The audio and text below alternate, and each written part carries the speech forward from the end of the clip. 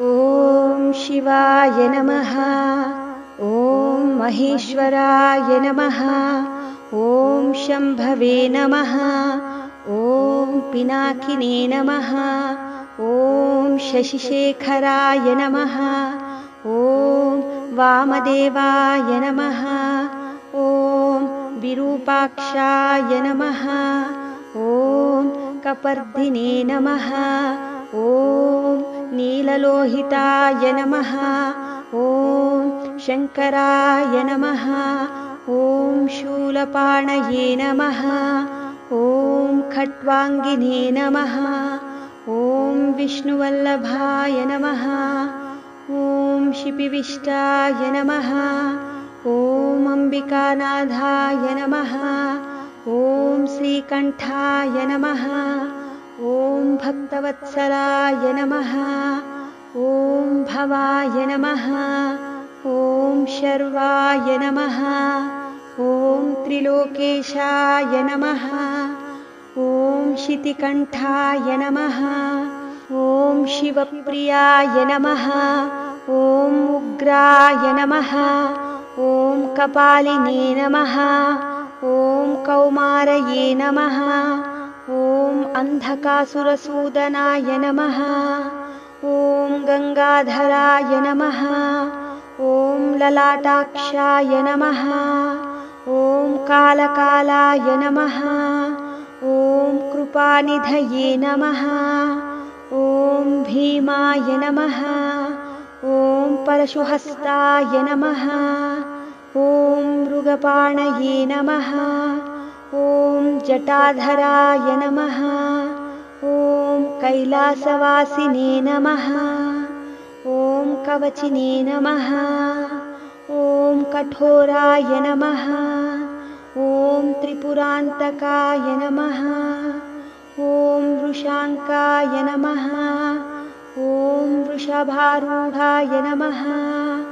ॐ भस्मोद्दूलितविग्रहाय नमः। ॐ सामप्रियाय नमः। ॐ स्वरमयाय नमः। ॐ त्रयीमूर्तये नमः। ॐ अनीश्वराय नमः। ॐ सर्वज्ञाय नमः। ॐ परमात्मने नमः। ॐ सोमसूर्याग्निलोचनाय नमः। ॐ हविषे नमः। ॐ यज्ञमयाय नमः। ॐ सोमाय नमः। ॐ पञ्चवक्त्राय नमः। ॐ सदाशिवाय नमः। ॐ विश्वेश्वराय नमः। ॐ वीरभद्राय नमः। ॐ गणनाथाय नमः। ॐ प्रजापतये नमः। ॐ हिरण्यरेतसे नमः। ॐ दुर्दर्शाय नमः। ॐ गिरीशाय नमः। ॐ गिरिशाय नमः।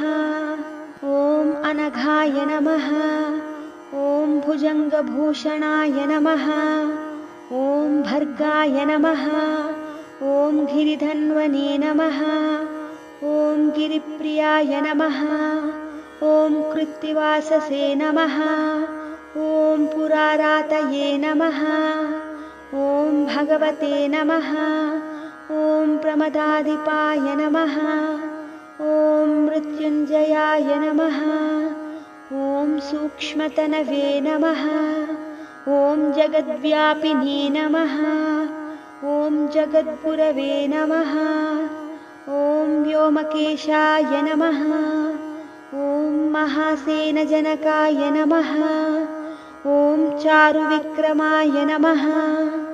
ॐ रुद्राय नमः। ॐ भूतपतये नमः। ॐ स्थानवे नमः।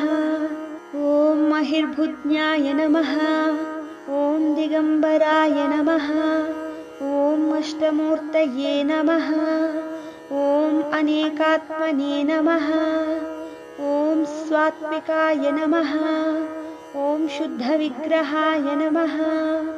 ॐ शाश्वताय नमः। ॐ खण्डपरशवे नमः। ॐ अजाय नमः। ॐ पाशविमोचकाय नमः। ॐ मृढाय नमः। ॐ पशुपतये नमः। ॐ देवाय नमः। ॐ महादेवाय नमः। ॐ अव्ययाय नमः। ॐ हरये नमः। ॐ पूषदन्तभिदे नमः। ॐ अव्यग्राय नमः। ॐ दक्षाध्वरहराय नमः। ॐ हराय नमः। ॐ भगनेत्रभिदे नमः। ॐ अव्यक्ताय नमः। ॐ सहस्राक्षाय नमः। ॐ सहस्रपादे नमः। ॐ अपपर्गप्रदाय नमः। ॐ अनन्ताय नमः। ॐ तारकाय नमः। ॐ परमेश्वराय नमः। इति श्रीशिवाष्टोत्तरशतनामावळि सम्पूर्णम्।